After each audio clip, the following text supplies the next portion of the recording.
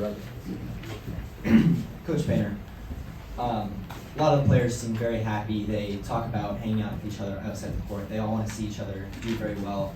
Do you think you've played any part in creating this great environment in which they all want to uplift each other? I think we play a part in trying to recruit guys that fit at Purdue. I think that's if you can have those common values in terms of wanting to get your education, wanting to play to get a championship and compete for a championship. I think when you do that and your passion is basketball, I think those things kind of organically just happen. If you get a lot of guys, doesn't mean you can't have different likes, but your passion's got to be basketball, and you got to understand the big picture at Purdue. So I think that just kind of makes it easy. Going into Portland, your message to the team was get the ball to Edie. Right. Today he gets 24 shots. Where does this team come from there now just to get him the ball in his ability? Obviously 38 and 13 tonight. Right. Every game's different. When people play more one-on-one, he's going to get more attempts. When they double him more, he's going to get less attempts. The thing that he's been able to do is when they take things away, he can still get on the glass. And so he's creating opportunities for himself with his effort and his ability to rebound. But you would like to have more of a balance at times. But when you get against really good teams, if you find something that works, now while you're trying to balance things out, like why go away from it? So we've always kind of been that way. Once something works, and he's so unselfish. He plays the game, and maybe the best stat is the 0 turnovers. His ability to throw him the ball, and his ability to make a good decision. And when you deal with great players, they should have the right of first refusal. It doesn't mean they have to shoot the basketball, but they need to touch the basketball. And now everybody is on alert, and that helps your spacing. It helps, them get into rotations at times when they overdo it. Then obviously you're going to get them into foul trouble and get to the free throw line.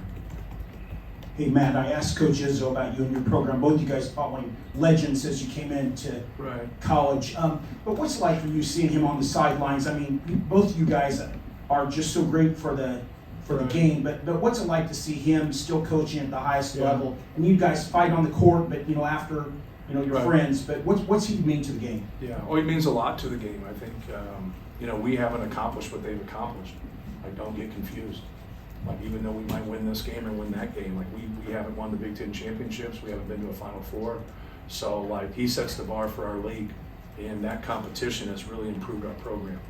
Anytime, and I think 30 years ago, I think you would say the same thing about Indiana's program with Bob Knight and Purdue's program with Gene Cady, Michigan State's program with Judd Heathcote, and a lot of the programs, Lou Henson in Illinois.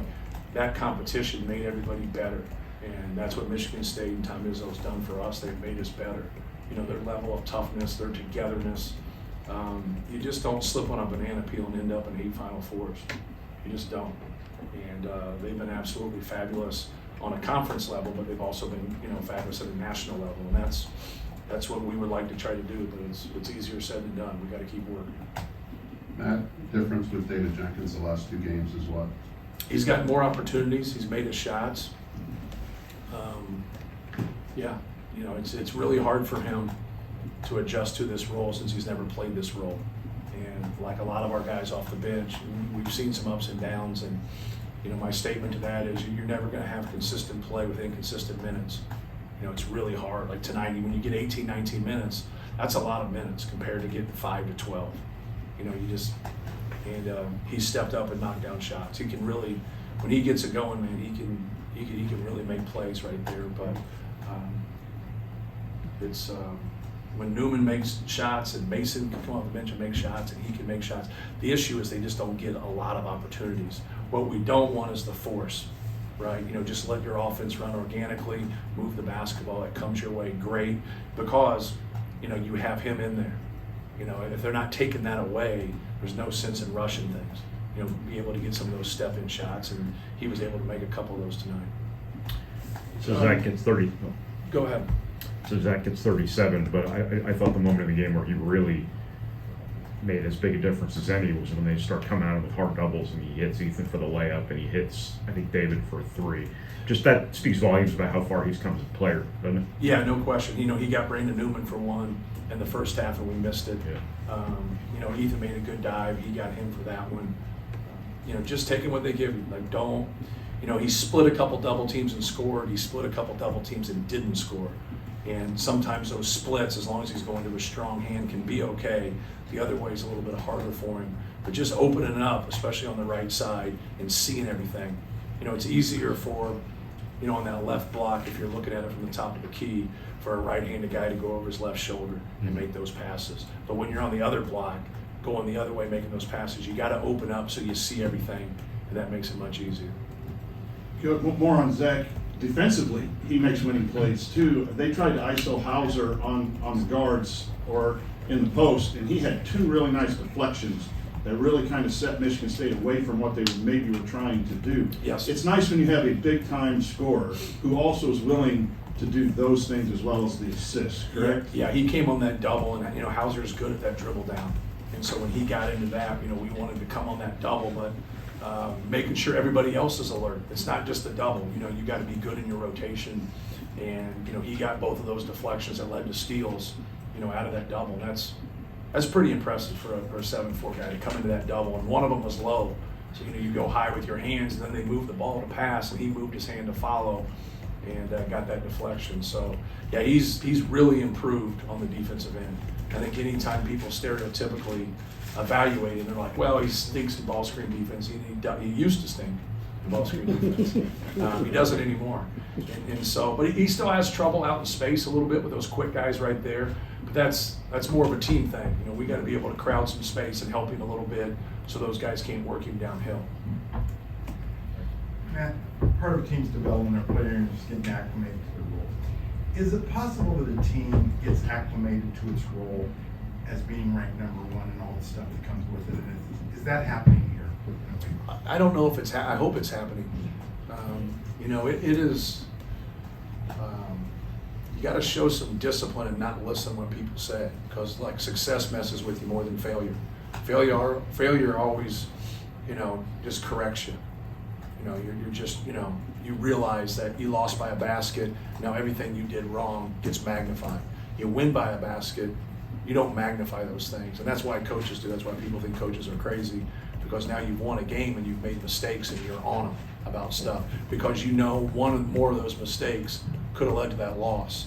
But you don't digest it that way. And fans don't digest it that way. We can do everything the same and be one possession less. Then all of a sudden they'll ask you, what's your problem? If you can take that noise and take that rhetoric out of your thinking and just worry about what people say in your locker room, you're going to be more successful, you're going to have that good headspace, and you're going to have more fun. If you're always trying to please people that really don't exist and you don't know, that gets to be really hard. You still have to have, the last thing I wrote on the board was, you give the fans something to cheer about, but have fun with it. Have fun. And the more you can do your job, the more you can have fun. Sometimes people think having fun is, acting crazy and taking bad shots and just doing whatever you want. That's a losing mentality. It's not about that. It's about doing the right things, sticking together, but also, embracing the moment. That's a fun environment there. But you got to play well. Sam. Matt, you took Zach out for one free throw, put him back in. Was there a push to get him 40 points tonight, or was there something? No, there wasn't. And then, I was taking him out because I thought they went small, which I did earlier in the game with Malik and Joey Hauser as their 4 and 5, and so that's what I was doing there. And then I made a mistake and Cooper stayed in, and so then I put him back in there. and then secondly, the last 8 games since the Rutgers game, you're shooting almost 40% from 3. Is it more than just water finding its level, or the guys getting in the gym and getting more shots up? What's been the key to the better outside shooting? I think water finding its level and just the opportunities. You're getting certain opportunities versus certain teams, depending on whether they double or they don't. Because I think we have a very unselfish team, but you're going to go play certain teams and they're just going to take away your threes. Then you're going to play the next team and they're just going to double him every time and take him away. It just depends on what comes. But no matter what they do, you can still have good ball control and take good shots. Kelly and then Casey. After the Maryland game, you emphasized just working on the basics, passing and catching. Tonight with 21 total assists, what did you kind of see from your team in terms of sharing the ball? Yeah, just making the simple plays. Like, that's what you want. Like, don't reinvent, what we're trying to do here. Just like, make easy plays, pass the ball, share the basketball. You get two people on, you get them in rotations, you get that basketball moving. And I think our guys have done a good job with that. And the guy who's gotten the ball the most, Braden has the ball probably the second most as our point guard. He has 1 assist tonight and Zach has 0. And so it sets the table. You can't beat yourself. And our guys have done a really good job with that. And then you talked about David Jenkins Jr. obviously having a night tonight, but also Trey Kaufman Ryan just seemed like he's a little bit more aggressive on offense. What did you kind of see from him? Yeah, just trying to get him the ball in the low post. And it's hard because a lot of times, I'm not taking him out, I'm putting Zach back in. You don't look at it when you're the one being taken out, right? But he's kept a great attitude. He understands. I tried to get him to go in there at the end, and he was the one that said, "No, let's get him to get 40 points." I'm like, "No, you got to go in there." Day's over. Last one, Casey. Second time you played Michigan State in a relatively short amount of time. How do you feel like your team responded to your points of emphasis compared to that game to this one? Yeah, well, they're a tough team. I thought our ability to rebound was huge. I thought even at third place, they had some careless turnovers to start the game, and they did again. And so, like, that's something when you get on the road, like, setting the tone, you got to take care of the basketball. And I thought our guys did a good job of having active hands. You look at things in different perspective. He would look at it differently than I would look at it. I'm giving credit to our defense where he's, thinking they're being careless, which we all do it that way. So I think that's the we make a play at the end of the game, so I guess we're better than them there, right? And it could have went the other way very easily. So tonight we were able to get that lead and keep that lead. And even though they come back and they cut it to 10, I think one time, it takes a lot of energy to come back. They were very good in the second half in transition. You see how talented Hogard is when he gets ahead of steam and starts wheeling and dealing. Got to the free throw line, broke us down, and that's what we wanted to stop. But we really did the same thing. We did a little bit different in ball screen D. We switched some of those snakes the first time, and Tyson Walker made us pay, and we didn't switch them this time unless they got deep with it. So that was really about our only adjustment. We just wanted to be able to out-rebound them and have fewer turnovers, and we did. Thank you, guys.